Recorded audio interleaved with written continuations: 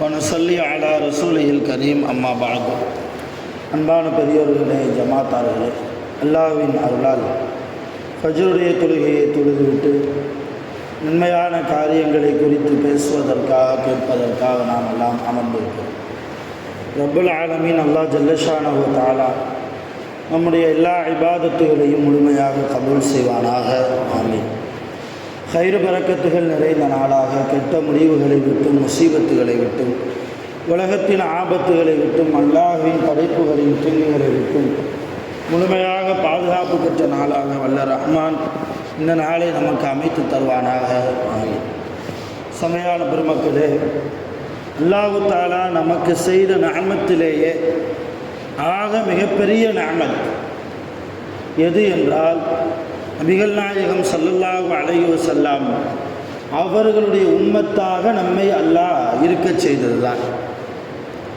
இப்ராஹிம் அலைஹிஸ்ஸலாத்து வஸ்ஸலாம் அவர்கள் கேட்டு கொடுக்காத ஒரு விஷயம் ரசூலுல்லாஹ்வுடைய உம்மத்தில் வாழ்கிற ஒரு பாக்கியம். காபத்துல்லாவை கட்டி முடித்ததற்கு பின்னால் இப்ராஹிம் நபி கேட்டார்கள், யா அல்லாஹ், முஹம்மது என்கிற நபியினுடைய சமுதாயத்தில் நான் மறுபடியும் பிறக்க வேண்டும், பிறந்து முஹம்மது நபியுடைய சமுதாயத்தை சார்ந்தவனாக நான் வாழ வேண்டும். அல்லாஹ் அந்த துவாவை அங்கீகரிக்கவில்லை, நிராகரித்து விட்டான். இப்போ ஒரு நபி கேட்டே அல்லாஹ் கொடுக்காத ஒரு விஷயம் நாம் கேட்காமலேயே அல்லாஹ் நமக்கு தந்திருக்கிறார். என்ன அது? நபி ஸல்லல்லாஹு அலைஹி வஸல்லம் அவர்களுடைய பாக்கியமான உம்மத்தில் நாமும் ஒரு நபராக இருப்போம். நாளை கியாமத்திலே அல்லாஹ்வுக்கு முன்னால் நிற்கிற போது ஒவ்வொரு மனிதனும் யா நஃப்ஸி யா நஃப்ஸி என்று தான் நிற்போம். என்னுடைய நிலைமை என்னாகுமோ, இந்த கியாமத்தில் அல்லாஹ் எனக்கு என்ன தீர்ப்பு சொல்ல போகிறானோ, அல்லாஹ் ஒருவேளை நான் செய்த பாவத்திற்காக நரகத்துக்கு அனுப்புவானா, அல்லது என் பாவங்களை எல்லாம் மன்னித்து அல்லாஹ் அவனுடைய அருளை என் மீது பொழிந்து சுவனவாசியாக என்னை சொர்க்கத்திற்குள் அனுப்புவானா என்று ஒவ்வொரு மனிதனும் தன்னை பற்றி யோசித்து கொண்டிருக்கிற அந்த நேரத்தில் நபி ஸல்லல்லாஹு அலைஹி வஸல்லம் அவர்கள் மட்டும்தான் தன்னை பற்றி யோசிக்காமல் யா உம்மத்தி யா உம்மத்தி என்று யோசிப்பார்கள். யா உம்மத்தி யா உம்மத்தி, என் சமுதாய மக்களுடைய நிலைமை என்னாகுமோ, அல்லாஹ் என் சமுதாய மக்களை தண்டித்து விடுவானோ, என் சமுதாய மக்களை, என்ன ஈமான் கொண்டவர்களை அல்லாஹ் அவர்கள் பாவம் செய்ததால் நரகத்திற்கு அனுப்பிவிடுவானோ என்று நம்மீது அக்கறை கொண்ட நபி முஹம்மது ரசூலுல்லாஹி ஸல்லல்லாஹு அலைஹி வஸல்லம். இப்படி ஒரு அக்கறை உள்ள நபி நமக்கு தலைவராக கிடைத்தது. அல்லாஹ் அந்த நபியினுடைய சமுதாயத்தில் நம்மை உலகத்தில் பிறக்கச் செய்து வாழ வைப்பது அல்லாஹ் நமக்கு செய்கிற நிஅமத்திலேயே ஆக மிகப்பெரிய நிஅமத். இந்த நிஅமத்துக்காகவே நாம் என்ன செய்யணும்? அல்லாஹ்வுக்கு அதிகமாக நன்றி செலுத்தணும். ஏன்னா அல்லாஹ் தஆலா நபி ஸல்லல்லாஹு அலைஹி வஸல்லம் அவர்களுக்கு நண்பனாக அபூபக்கர் சித்தீக் ரலியல்லாஹு ஏற்படுத்தி கொடுத்தான். அது சம்பந்தமாக அல்லாஹ் குர்ஆனில் சொல்லும்போது வகுலில் ஹம்துலில்லாஹ் அலா இபாதிஹில்லதீன இஸ்தஃபா, நபியே, உங்களுக்கு நண்பராக அல்லாஹ்வால் தேர்ந்தெடுக்கப்பட்ட ஒரு மனிதர் உங்களுக்கு கிடைத்திருக்கிறாரா இல்லையா? அதுக்காக வேண்டி நீங்கள் அல்லாஹ்வுக்கு என்ன செய்யுங்க? அல்ஹம்துலில்லாஹ் சொல்லுங்க. வகுலில் ஹம்துலில்லாஹ், அல்ஹம்துலில்லாஹ்னு சொல்லுங்கன்னா அல்லாஹ். இப்போ ரசூலுல்லாஹ்வுக்கு நண்பராக அல்லாஹ்வால் தேர்ந்தெடுக்கப்பட்ட அபூபக்கர் சித்தீக் ரலியல்லாஹு ரசூலுல்லாஹ்வுக்கு நண்பராக கிடைத்ததற்கே அல்லாஹ் ரசூலுல்லாஹ்வை பார்த்து அல்ஹம்துலில்லாஹ் சொல்லுங்கன்னு சொல்கிறான்னா, அகிலத்தின் அருள்கொடை, எல்லா நபிமார்களுக்கும் தலைவர், சய்யிதுல் அம்பியா இல்லையா, எல்லா நபிமார்களுக்கும் தலைவர், மனித குலத்திலேயே சிறந்த மனிதர் என்று மக்களால் போற்றப்பட்ட ஒரு நபி, அவங்க நமக்கு தலைவராக அல்லாஹ் ஆக்கியிருப்பது எவ்வளவு தூரம் அல்லாஹ்வுக்கு நாம் நன்றி செலுத்தணும். அதே நேரத்தில் ரசூலுல்லாவுடைய வாழ்க்கையை பார்த்தோம் என்றால் பரிசுத்தமான வாழ்க்கை, தக்குவா நிறைந்த வாழ்க்கை. தக்குவா நிறைந்த வாழ்க்கை. ஒரு நிமிடம் கூட அல்லாஹ்வை மறந்த வாழ்க்கை இல்லை, அல்லாஹ்வை நினைச்சு பார்க்காத வாழ்க்கை இல்லை, அல்லாஹ்வை பயப்படாத வாழ்க்கை இல்லை. எல்லா விஷயத்திலும் எல்லா நேரங்களிலும் ரப்புடைய சிந்தனையிலேயே அல்லாஹ்வுடைய பயத்திலேயே தன் வாழ்க்கையை வாழ்ந்தவர்கள் முஹம்மது நபி ஸல்லல்லாஹு அலைஹி வஸல்லம்.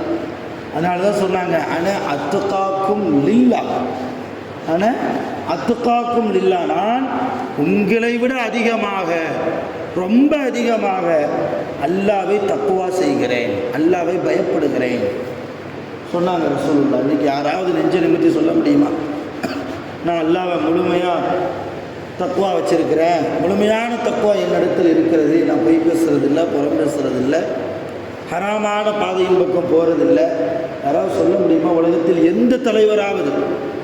ஆனால் நபி ஸல்லல்லாஹு அலைஹி வஸல்லம் தன்னடக்கத்தோடு பணிவோடு சொன்னார்கள், ஆனால் அத்துகாக்கும் இல்லா, நான் உங்களை விட அதிகமாக தக்குவா உள்ளவராக இருக்கிறேன்.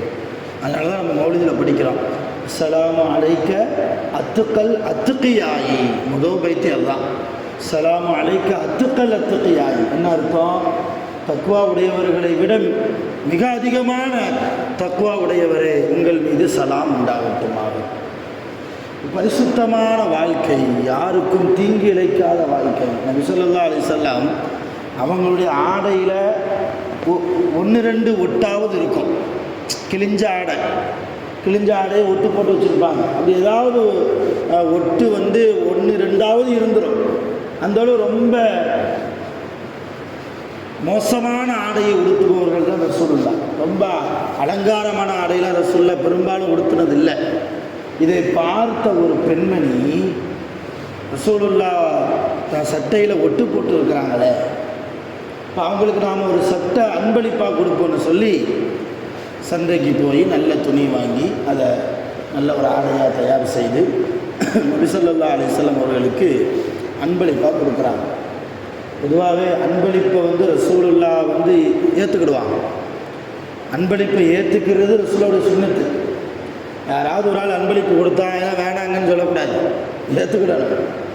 உங்களுக்கு ஏங்க சர்மா எல்லாம் வேண்டாம், நான் உங்களுக்கு இதெல்லாம் எதிர்பார்க்கலன்னு சில பேர் மறுத்துருவாங்க. அப்படி மறுக்கக்கூடாது. அன்பளிப்பை ஏற்றுக்கொள்வது ரசூலுல்லாவுடைய சுன்னத். அந்த அடிப்படையில் அந்த அம்மா கொடுத்த அந்த புத்த ஆடையை ரசூலுல்லாஹ் வாங்கிக்கிட்டாங்க. அந்த அம்மா சொன்னாங்க, யார் ரசூலல்லாஹ், நான் வாங்கி தந்துருக்கிறேன், இனிமேல் இந்த ஆடையை நீங்கள் உடுத்துங்க, அதை நான் பார்க்கணும். என்னுடைய நபி கிழிந்த ஆடையை நம்ம என்ன செய்யக்கூடாது, அழுக்கான ஆடை, சுத்தமான ஆடை, கிழிந்த ஆடை, ஒட்டு போட்ட ஆடை வேண்டாம், இந்த ஆடையை நீங்கள் உடுத்திக்காங்க. அப்படியாம்மா சரின்னு சொல்லி வீட்டுக்கு போய் உடுத்திருந்த அந்த கந்தலான ஆடையை கழட்டி போட்டு அந்த அம்மா அன்பளிப்பாக கொடுத்த புதிய ஆடையை கொடுக்குறாங்க. அந்த அம்மா வாங்கி கொடுத்த புதிய ஆடையை கொடுத்துட்டு வெளியே வர்றாங்க. அந்த அம்மாவுக்கு சந்தோஷம், போயிட்டாங்க. நேராக பள்ளிவாசலுக்கு வர்றாங்க. சஹாபாக்கள் பார்க்குறாங்க. இது எப்போ நடக்குது? இரவு நேரத்தில் நடக்குது, ஒரு மக்ரிபுக்கு பின்னால் இது நடக்குது. சஹாபாக்கள் சொல்கிறாங்க, குறிப்பாக உஸ்மான் ரலியல்லாஹு, அபூபக்கர் ரலியல்லாஹு, இந்த குறிப்பிட்ட சஹாபாக்கள் அவங்க அறிவிக்கிறாங்க, ஹதீஸ்ல வருது, அந்த நேரத்தில் நாங்கள் வானத்தில் இருந்த சந்திரனையும் பார்த்தோம், ரசூலுல்லாவையும் பார்த்தோம். புதிய ஆடையை உடுத்தி கொண்டு கம்பீரமாக நடந்து வரக்கூடிய ரசூலுல்லாவுடைய அந்த அழகு, சந்திரனே தோற்று போகக்கூடிய அழகு, அதை பார்த்து நாங்கள் மெய் சிலிர்த்து நிற்கிற போது ஒரு சஹாபி இடையில வந்தார். அவர் பேர் சஹில்னு பேர், அவர் பேர் சஹில். அவர் நேராக ரசூலுல்லாஹ்ட்ட வந்து, யார் ரசூலல்லாஹ், இந்த ஆடை உங்களுக்கு ரொம்ப நல்லா இருக்குன்னார். அப்படியாப்பா, அல்ஹம்துலில்லாஹ். நாங்கள் ரசூலுல்லாஹ் எதை சொன்னாலும் அல்ஹம்துலில்லாஹ், யார் என்ன பாராட்டினாலும் அல்ஹம்துலில்லாஹ்.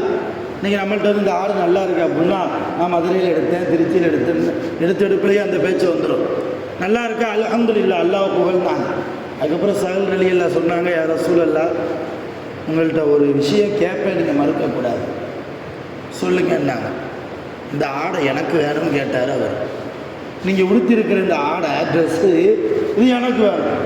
யாராவது கொடுப்போமா அந்த இடத்துல நம்ம இருந்தால்? 1 மணி நேரம் கூட ஆகலை, அரை மணி நேரம் கூட ஆகலை. அந்த அம்மா கொடுத்தாங்க. நேராக வீட்டில் போய் ட்ரெஸ்ஸை போட்டு வந்திருக்கிறாரு. சஹாபாக்கள்கிட்ட நிம்மதியாக உட்காந்து 4 வார்த்தை பேசலை.